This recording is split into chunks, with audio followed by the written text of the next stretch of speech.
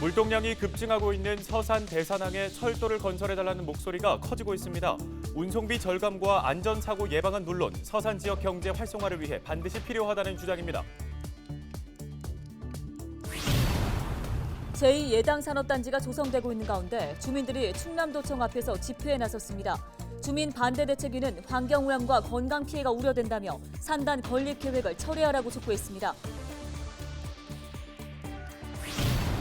일본의 후쿠시마 원전 오염수 방류 결정에 충남도 의회가 반대 입장을 밝혔습니다. 오염수에 관한 모든 정보를 국제사회에 투명하게 공개해야 한다고 지적했습니다. 예당호 출렁다리에 옛 설화를 재현한 용조형물이 설치됐습니다. 예산군은 모노레일과 전망대, 숙박시설 등을 추가로 조성해 예당호를 종합관광지로 개발한다는 계획입니다.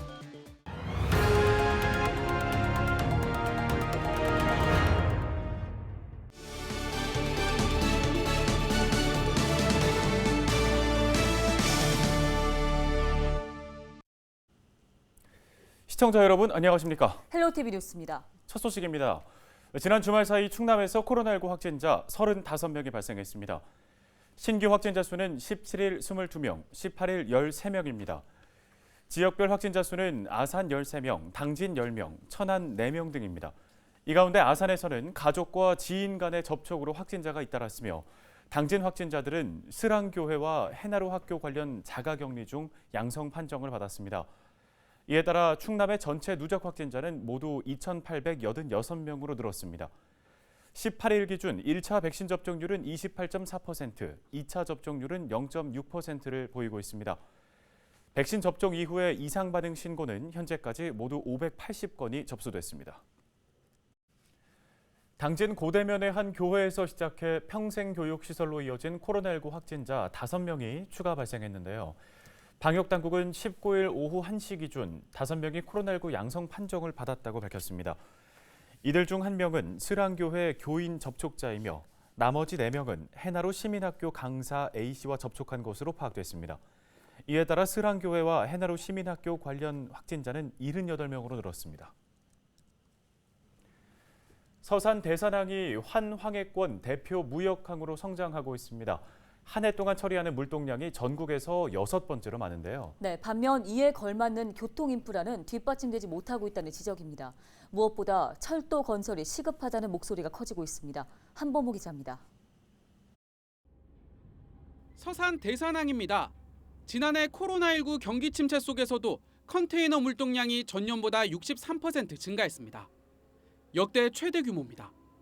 지난 2019년엔 전국 30개 무역항 가운데 물동량 처리 6위, 유류화물 처리 3위를 기록했습니다. 중부권 물류 중심 기지로 자리를 잡았다는 평가입니다. 대상공단 기업들이 내는 세금도 한 해 5조 원이 넘지만 교통 인프라는 한참 못 미칩니다. 육로 수송의 경우 국도가 유일합니다. 고속도로는 42km나 떨어져 있고 철도는 아예 없습니다. 철도와 고속도로가 놓이면 물류 비용이 30% 정도 절감될 것으로 분석됩니다. 대산항 인립 철도 사업은 기업의 생산성 향상과 더불어 늘어나는 원료 및 제품의 물류 비용 증가에 따른 부담을 최소화하여 기업의 경쟁력을 높이는 데 있다고 봅니다. 또 수송 경로가 다양해지면 교통 혼잡과 유해물질 유출 사고가 대폭 줄어들 거란 기대도 있습니다. 교통복지 증진과 대기질 개선 등 다양한 혜택을 가져다 줄 것입니다. 특히 고속도로와 철도 운송이 불가능해 다양한 유해 물질을 실은 물류 차량이 시내 중심부를 관통하며 시민들이 위협받고 있는 안전 문제 역시 크게 해소할 수 있습니다. 기업과 지역사회가 건설을 촉구하고 나선 대산항 인입철도는 당진 성문국가산업단지까지 이어지는 17km 구간. 건설 비용은 3,900억 원으로 추산됩니다. 서산시는 대산공단뿐 아니라 오토밸리와 테크노밸리 등 주변 산업단지도 혜택을 볼 수 있는 만큼 국가계획 반영에 사활을 걸고 있습니다.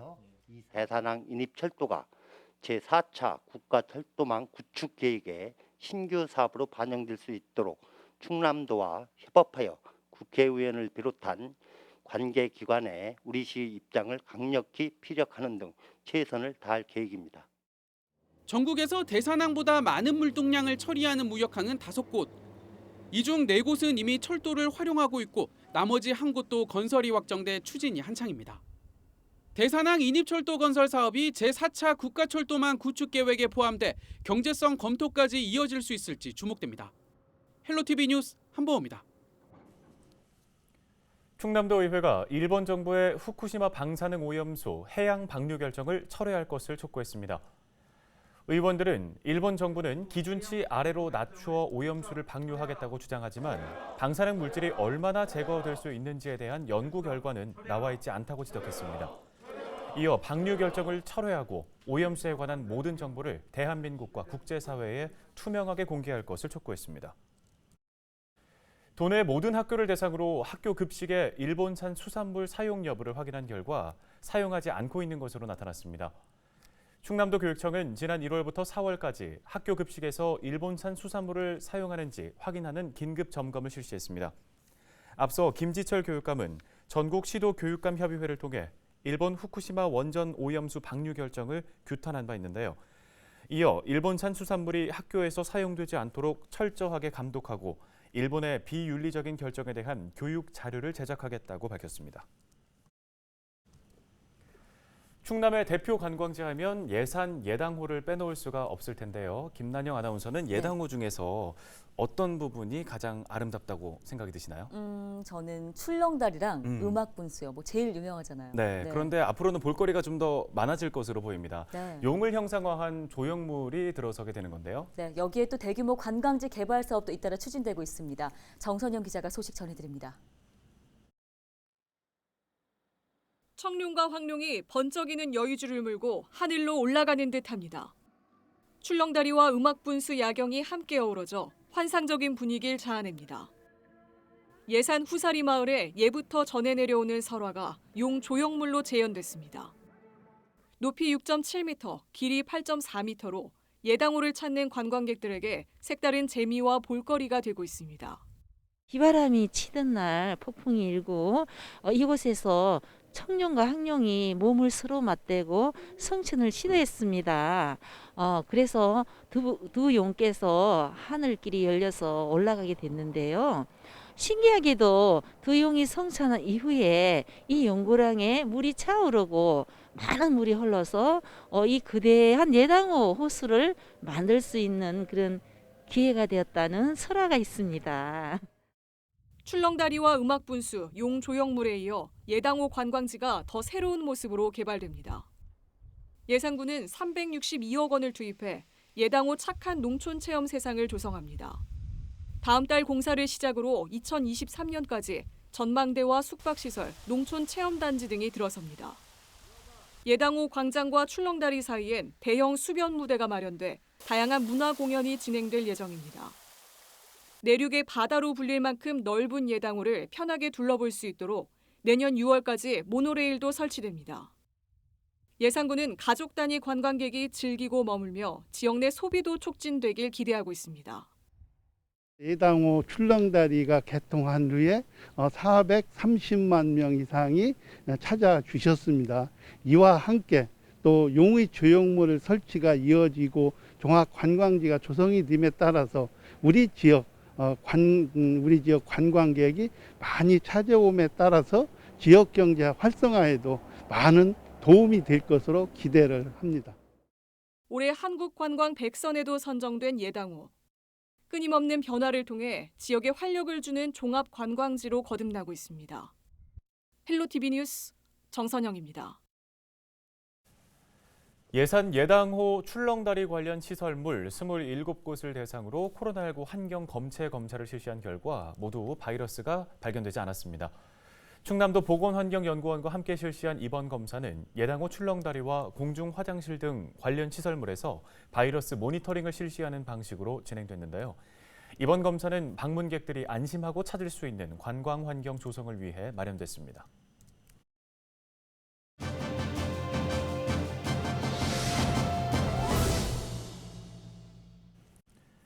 최근 예산군 예당산업단지에서 크고 작은 사고 발생에 잇따르면서 주민들의 불안감이 컸던 상황인데요. 안전과 환경 문제를 우려한 주민들이 산업단지 추가 조성에 반대 목소리를 높였습니다. 이근식 예당 이산단 반대주민대책위원장 전화 연결해서 지역 주민들의 입장을 들어보겠습니다. 위원장님 나와 계십니까? 안녕하세요. 이근식입니다. 네, 먼저 최근 예당 산단 내에 안전사고들이 잇따라 발생하면서 주민들의 불안감이 큰 것으로 알고 있습니다. 상황이 어떻습니까? 네, 현재도 주민들은 항상 불안하지요. 언제 어떤 사고가 날지도 모르고 발암물질인 벤젠이 검출되었다니까 더욱 불안해하죠. 어떤 주민들은 잠을 설친다고까지 합니다. 네, 이런 가운데 최근에 예당 이산단 추가 조성이 추진되면서 주민들이 반대의 목소리를 높이고 있는데 현재 지역의 분위기는 어떻습니까? 네, 현재도 인근 불악 주민들과 우리 지역 주민들이 매연과 악취로 고통받고 있는데 추가 산단이 조성되면 더욱 심할 것을 우려해서 적극 반대하고 있고요. 우리 동네 지공리는 찬성 측과 반대 측이 나누어서 서로 반목하고 있습니다. 네, 그렇다면 반대하고 있는 주민들이 가장 걱정하는 문제는 무엇입니까? 네, 첫째는 환경 문제죠. 그 다음은 수용되는 주민들 일부는 다른 곳으로 나가서 살 곳이 없다는 것입니다. 소작농도 일부 있고요. 적은 땅을 소유하면서 평생 살아오신 일부 농가에서는 보상 가격이 너무 적기 때문에 그거 갖고는 어디 가서 살 만한 장소를 찾지도 못한다 이렇게 나오고 있습니다. 네, 환경 문제 또 주거와 생계 문제를 짚어주셨는데요. 지역의 환경단체들도 최근 잇따라 성명을 발표하면서 산단 추가 조성에 반대 목소리를 높이고 있습니다. 앞으로 추가적인 계획도 좀 설명을 해주시죠. 네, 산단을 승인한다면 우리 인근 불악 주민들은 행정소송까지 할 준비가 되어 있고요. 계속해서 투쟁할 것입니다. 감사합니다. 네, 잘 들었습니다. 지금까지 이근식 예당 이산단 반대주민대책위원장이었습니다. 고맙습니다.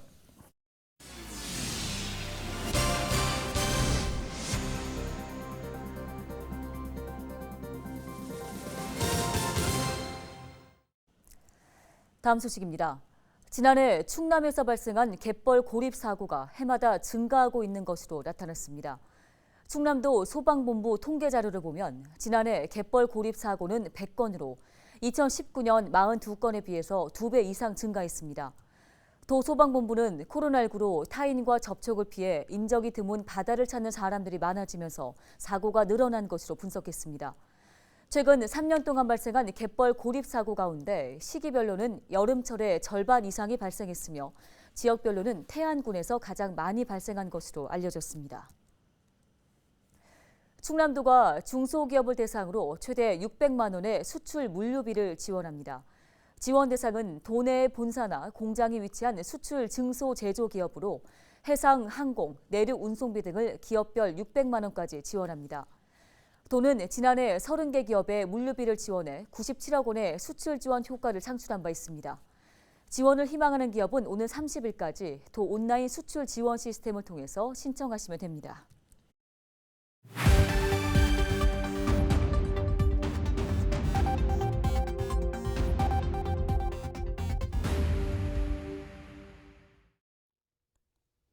시청자 여러분 안녕하세요. 주민 여러분의 교통 안전을 책임지고 있는 태안경찰서 장은효 순경입니다. 사고 현장에 담긴 블랙박스 영상을 통해 교통안전 수칙을 점검해 보고 있는데요. 오늘의 첫 번째 사고 영상부터 만나보겠습니다. 지난 2월 저녁 시간대 당진의 한 도로 블랙박스 차량이 좌회전을 하면서 마주오던 오토바이와 부딪히는 사고가 발생합니다. 대향차에 불빛도 없고 어느 정도 시야가 확보가 됐다고 하더라도 전조등이 약한 오토바이나 자전거가 잘 안 보일 수 있습니다. 조명이 없는 밤, 운전자의 시야는 극히 제한될 수밖에 없는데요. 야간 운행 시 사고 영상 이어서 보겠습니다. 지난해 11월 청양의 한 교차로, 좌회전 대기 차량을 보고 멈추는 순간 충격이 가해지면서 앞 차량을 추돌합니다. 전방 주시를 게을리하던 호행 차량이 블랙박스 차량을 들이받으면서 일어난 이중 추돌 사고입니다. 시야가 좁아지는 야간 운전의 경우 밝은 대낮보다 더욱 전방 주시에 유의해야 합니다. 평소보다 감속하며 주변 상황을 잘 살피는 것이 야간 운전의 기본이자 중요한 원칙입니다. 계속해서 다음 영상 보시죠. 2차로를 달리던 블랙박스 차량이 앞서가던 이륜차를 발견하지 못하고 그대로 추돌합니다. 전방주시 소홀로 일어난 사고인데요. 운전자의 전방주시 태만은 매우 위험한 일입니다. 신호가 어떻게 변하는지, 보행자는 없는지, 앞차가 갑자기 서행하는지, 다른 차가 끼어드는지 등을 제때 확인하고 대처할 수 없기 때문입니다. 운전자 스스로 안전운전을 실천하는 올바른 습관 가지시길 당부드립니다. 지금까지 블랙박스로 본 교통안전 장은효 순경이었습니다.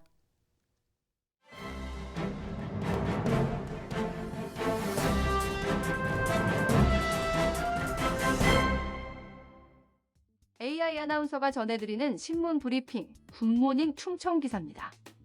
충남경찰특공대가 오는 7월 출범해 지역 강력범죄 및 테러 대응력 향상을 기대한다는 내용입니다. 충남경찰청에 따르면 오는 7월 1일 충남경찰특공대를 창설합니다. 이달 말까지 32명의 최정예 경찰관을 선발해 5개 팀을 꾸릴 계획입니다. 전술 EOD 탐지, 인질 구출 흉기 사건 제압, 테러 대응 등의 업무를 맡으며 총기와 장갑차 등 특수장비도 구비할 계획입니다. 특공대 창설은 대내외 위험 요소 증가에 따른 것입니다. 더욱이 최근 국내에서는 일부 이슬람 극단주의 추종자들의 자금 조달 및 지원 행위가 지속적으로 포착되고 있고 테러단체 소속원들이 경유지나 은신처로 우리나라를 악용할 가능성도 있는 것으로 정부는 파악하고 있습니다. 충남은 특히 전력, 정유, 철강, 반도체 등 국가 주요 시설이 위치해 있어 유사시 신속 대응을 위해 특공대 신설이 시급하다는 설명입니다. 충남경찰특공대는 우선 아산경찰서 옆 옛기동 1중대 건물을 보수 및 증축해 사용하며 현재 보수 업체를 선정 중입니다. 향후엔 훈련과 출동이 자유로운 도내 적정 장소를 찾아 기숙시설과 훈련장을 짓고 입주합니다. 아산 임시숙소에는 훈련시설이 없어 인근 군부대로 원정 훈련을 가야 하기 때문에 경찰은 본청사 입주를 서두르고 있습니다. 경찰 내부의 입지 타당성 검토 과정에서는 여러 지자체가 관심을 표명한 것으로 전해집니다. 실제 충남경찰청사 인근인 예산예비군 훈련장의 이전 계획으로 해당 부지 유치를 희망하는 움직임도 감지되고 있습니다. 경찰 역시 대부분의 입지 선정 조건을 충족한다는 면에서 긍정적으로 받아들이고 있습니다. 지금까지 AI 아나운서가 전해드리는 신문 브리핑이었습니다. 당진시가 고대면 당진종합운동장에 배드민턴 전용구장 건립을 위해 다음 달 중앙재정투자심사에 도전합니다. 당진시는 배드민턴 동호인 1,100여 명과 국가대표 선수 2명을 보유하고 있지만 전용 구장이 없어 필요성에 대한 목소리가 크다고 밝혔습니다. 당진시는 지난해 말 실시한 전용 구장 건립 설문조사에서 주민 61%가 찬성하고 향후 이용하겠다는 응답은 64%에 달했다고 설명했습니다. 배드민턴 전용구장은 2023년 말 완공을 목표로 추진됩니다. 태안군이 내년까지 25억 원 규모의 반려동물 복지 사업을 추진합니다. 먼저 올해 1,500마리를 대상으로 광견병 백신 무료 접종을 지원하는데요. 또 길고양이로 인한 주민 피해를 줄이기 위해 중성화 희망자를 대상으로 100마리에 한해 길고양이 중성화 수술비를 지원합니다. 이 밖에 로컬푸드 직매장 인근에 6월까지 반려동물 놀이터를 조성하며 긴급진료소 등 시설이 들어서는 동물복지센터를 건립한다는 계획입니다.